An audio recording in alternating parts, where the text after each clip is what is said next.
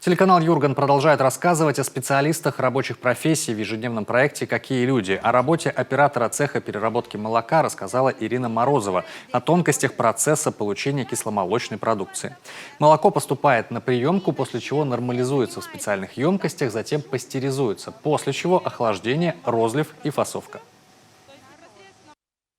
Процесс несложный самой фасовки, а более сложный сделать эту сметану, то есть непосредственно поднять наверх продукт, сливки заквасить, выдержать температуры правильные, проверить с утра, прийти, и потом уже идет фасовка. Сложно ли работать с таким аппаратом?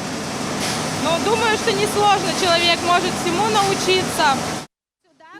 Приготовление кисломолочной продукции начинается с закваски. Далее работа в основном автоматизирована.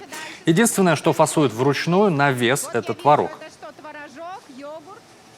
Кефир заквашивается также у нас с вечера. Далее утром мы приходим, проверяем его на кислотность, на сгусток, чтобы сгусток был ровной консистенции, и также начинаем его разливать. После обеда у нас здесь будет уже розлив молока.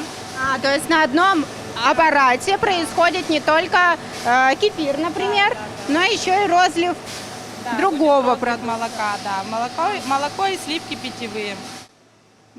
Процесс переработки молока круглосуточный. В итоге на прилавки магазинов поступает йогурт, сметана, ряженка, кефир, творог нашего производства из молока местных бурен.